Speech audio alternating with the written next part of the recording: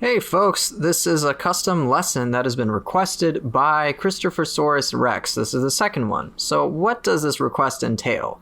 The weapons include, well, it looks like I can use any weapon provided that they are corrupted, and then the guardian spirits will either be Yumehame or Kurama Tengu, or Baku as the secondary. So yeah, you can see that I've already picked Kurama Tengu. I could have picked Yumehame and you can as well, so it's just a matter of preference.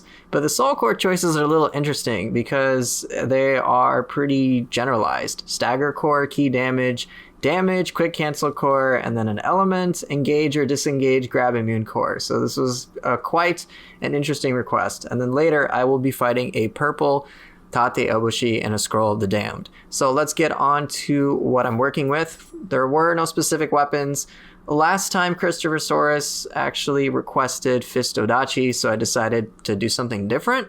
I went with Tonfa staff. It honestly doesn't matter. It's a matter of what you are comfortable with, but I just went with Tonfa staff, as you can see here, and nothing else has changed. Now let's get to the guardian spirits and what I'm working with. So you can use Yumehame or Kurama Tengu. It doesn't really matter, simply because the cores that I picked both fulfill 21 attunement. So if we take a look at, let me scroll up to Yumehame, 21 attunement is the maximum limit, so you can feel free to swap out whatever you want. But I went with Kurama Tengu, and so here's what I'm working with.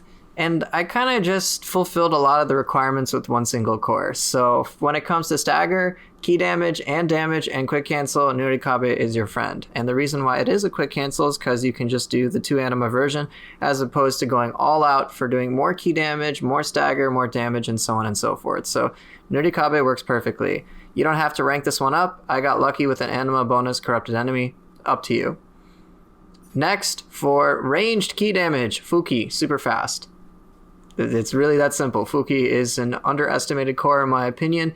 It is fantastic at doing a great amount of key damage really, really quickly, particularly on targets that are lower on key or especially if you hit a weak spot. Stat-wise, feel free to boost this up. Can't go wrong. All I cared about though was key pulse. Last but not least, I went with Mitsume Yazura. This actually fulfills a secondary role that the guardian spirit Baku will facilitate, which was the element core, but this is also pretty good all things considered. It's one of those cores that's kind of underestimated, and it also is pretty low cost. Pretty handy for area of effect, kind of like Nurikabe is, but yeah, a lot of fun to work with. And you have access to purity as well with this soul core on Kurama Tengu, so you can take advantage of yokai ability damage, purify an enemy with this, even if you're using corrupted weapons, and then you can boost the damage of these cores. Or if you're fancy with your fingers, you can use the soul core that's on Baku and then quickly switch over to Kurama Tengu to take advantage of this bonus. But yeah, this is pretty handy. All these stats are very valuable for Tonfa and staff. In fact, any weapon. It's such a overall great guardian spirit with all-purpose sort of things that the attunement cost has to be lowered in order for to be somewhat balanced. But let's move on to Baku. So this was specifically requested, and one of the first things I wanted to establish was an engage or disengage core that is also grab immune, I guess. Many cores have grab immunity, which I've covered in my soul core guides if you haven't seen those already. Kurama Tengu is one of those soul cores that kind of gets underestimated entirely. It's like, oh, it's got 4 anima, which, okay, that's pretty cheap, but attunement is so high and you just jump up in the air. Well, there are many moments when if you can use this right, it feels very satisfying. It is a very tricky core to understand how to use, but once you get a good grasp on it, it feels really good. And I'm very surprised, given that, hey, it's only 4 anima. I'm like, okay, sweet. And I'll show you what that looks like, especially with ways you can kind of pseudo-loop humans or at least get 2 final blows back to back. It can be a lot of fun. If you want to boost up this core, feel free to do so. It's can't go wrong with extra anima. And if you use Onryo Magic, great. But all I cared about was the yokai ability key pulse, really. Next, we have Kamaitachi. This is a super fast core that is a lot of fun and can really weave in all sorts of combos when you're working with Tonfa and staff, or just honestly any weapon. It's just blisteringly fast and very powerful. I didn't bother ranking this up, but feel free to do so on your own if you like. Last but not least, I picked a very strange core that many players dislike, which is Koroka. So I wanted a quick access to an element, and we already have the element of corruption with our weapons, and Baku has amazing synergy with corrupted weapons, of course. You've got the corruption accumulation, corrupted enemy damage, boosted, melee, whatever. And then Anima Charge, which you can't go wrong. These stats are overall pretty good. But they're not like super impactful in my opinion. They just are like modest boosts, but they're still great. So I did think about all sorts, of course, and I went with Koroka. And there are many other elemental options, but guess what? We already have Mitsume Yazura that kind of covers that. So you have access to purity and corruption.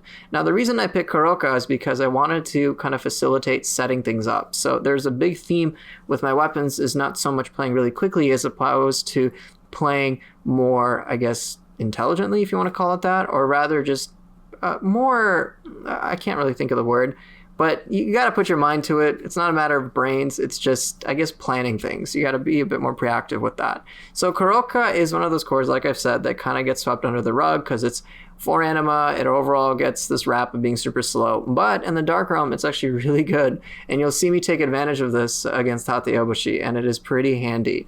So it's one of those cores I would actually encourage players to mess with, and you'll see how that comes into play. So first things first, let's get into Yokai Shift just so you know what to expect with the combos. This is going to be rather interesting, so I'm just going to pop it now, not even going to bother trying to generate charges. But let's just show you what I like to do. Alright, so here we go. Let's just get him out of key and then I'll go for the grapple. So usually how I like to open is this. Alright, so we can pop this, basically guarantee a slew of purity, and we can charge in with Nurikabe, which can be pretty impactful. And if you find yourself a little too far away, that's where Fuki is going to come in real handy. So we can always do things like this. It's very powerful. And if you got extra time, you can always weave in an extra Fuki. It's pretty rad. But that's for Feral. Now, with Baku, you have quite a lot, and this is going to be really weird. So, my advice is to get more comfortable working with Fang Break. That can be instrumental. But if you have the opportunity, definitely go for all sorts of crazy combos with Kamaitachi, which will admittedly be pretty pricey, but it is immensely valuable. Tengu will be very strange to use, but it is definitely very handy to pull off. And if you have the good fortune of paralyzing your target, you can get multiple Korokas off, which then can be very satisfactory, particularly in the Dark Realm. So definitely mess around with that, and you'll have a lot of fun. Let's just showcase each of these on human, and then we'll get to comboing with our stuff. So like here, got a little extra time,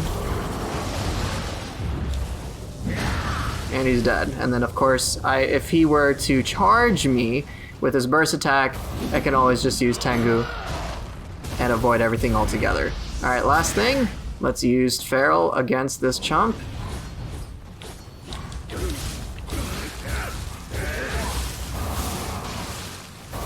Alright. If you have enough distance, this always works beautifully.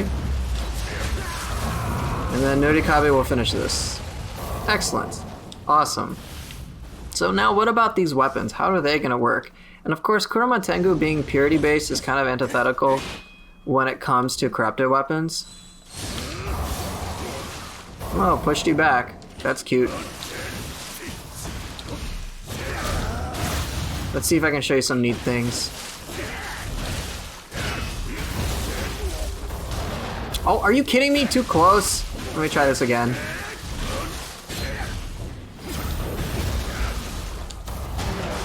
Not bad. Let's keep having some fun. Show you some other things with each of these cores. Oh, come on. Let me do a def counter, please. Alright, let's do some roar power. And then we can go right in with hair and cake if I was close enough. That works too, doesn't it? Let me try I'm gonna try a def counter into Fuki and see if you can get a critical hit with it. The answer is... nope. But you can do that. Alright, let's set this up right here.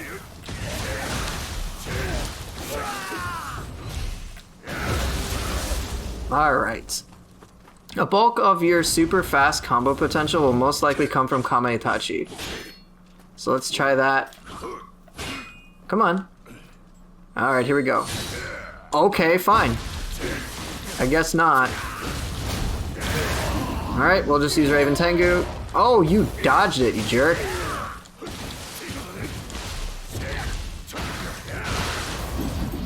I pushed him too far back. See, it's kind of tricky for me. But it's still pretty fun. Raven Tengu can definitely miss, and I understand why people dislike it. But it's definitely fun to make work. See what you got. Really?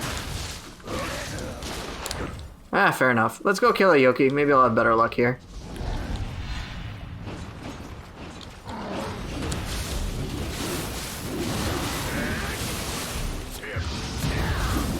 And nice. Alright, let's see what I got.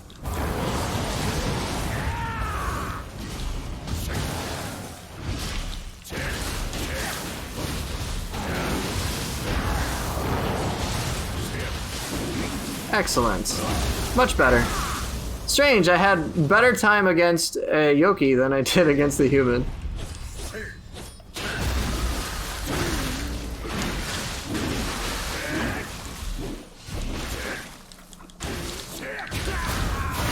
Let's try it again. Don't dodge. Are you kidding me? Fine, you're gonna get shot in the freaking head.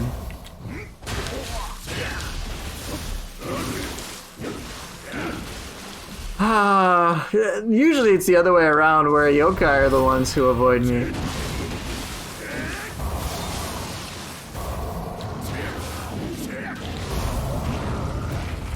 Very nice.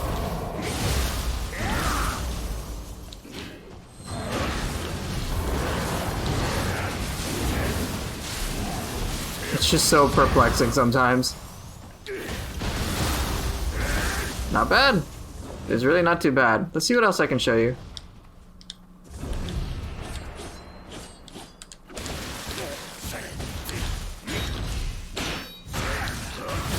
Alright, now let's try Koroka.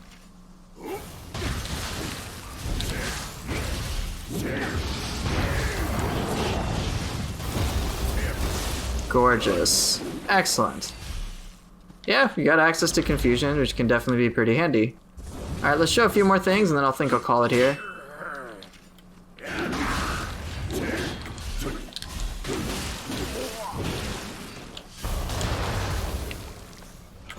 Dude, you're too far away.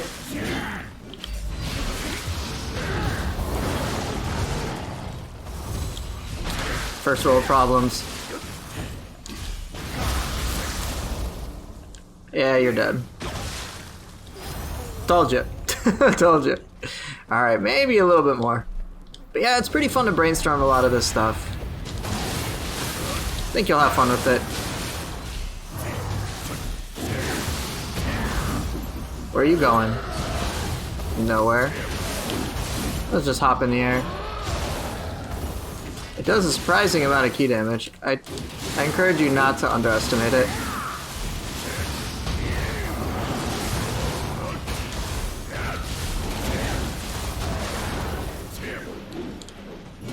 Alright. You know how you're gonna die. You're gonna die with the roar power. Very nice. Alright, so yeah, try it out. I had a lot of fun with it, and I'm hopeful that you will too. Why does this beard look weird? Okay, anyway, your beard is weird. Okay, whatever. I will see you guys momentarily. Alright, let's put this to the test in a scroll of the damned involving a purple Tate Eboshi. First we begin with Konaki-jiji, in which I'm using good old Tonfa and I start by using Koroka because I have a little bit of extra time. Konaki-jiji can be very frustrating because he can attack in what appears to be in a very random way.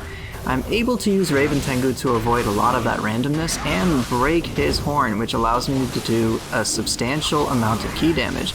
Now he's confused courtesy of Koroka, and it's down. Awesome. Alright, next enemies are just two little Onibis, and they preempt a Suiki, so I gotta make sure to kill these things as quickly as possible, and they're out. Next up, of course, is Suiki herself, so I gotta make sure I'm really paying attention. So I'm gonna take advantage of a lot of ranged elements to make things a little more easy on myself. And of course, by applying corruption, since corrupted weapons were requested, and by using a lot of pressure, I'm able to get her down for a grapple, which is good stuff. I use Tengu yet again, get basically some really safe damage, and a pretty good use for it, so definitely use it when you can. It does feel a little awkward at first, admittedly, but once you kind of get good at using it, it actually feels pretty darn powerful. It's tricky, but it's great. And then, alright, let's take out Suiki. Alright, done. Overall, so far, so good.